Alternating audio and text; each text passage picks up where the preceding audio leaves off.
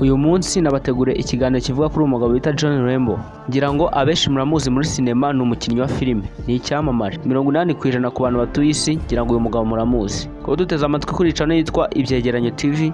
Niba uri mushyashya ukande subscribe, wandike comment, ukande na like kugira ngo utazacikwa n'andi makuru twagiye twegeranya agiye atandukanye.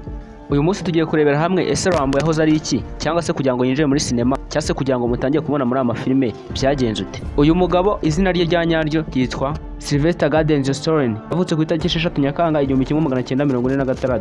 Yavukiye muri New York muri United States. Mbere yuko dukomeza ikiganiro, munyemere mbanze mbabwira aka kantu. Rambo ni izina ry'uwahoze ari umusirikare witwaga John Rambo. Igitangaje nuko uyu mugabo yarwanye mu ntambara ya Vietnam.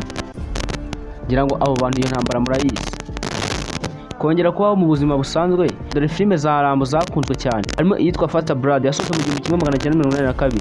Umugore we bamwita Jennifer Flavin. Abana afite abakobwa batatu. Uwa mbere ni Sophia Stallone,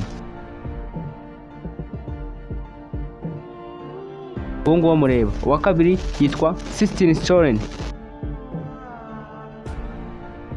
Uwa gatatu yitwa Secret Stallone. Ikintu gitangaje kuri umugabo bita John Rambo nuko aka kanya mu myaka ya 80 agikora imyitozo ngororamubiri.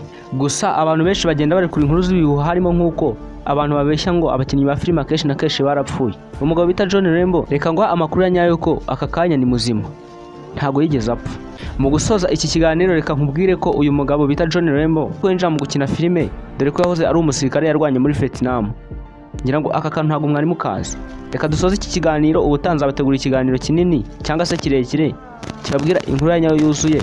Niba uri mushyashya kandi subscribe, tuzakomeza n'ibindi biganiro.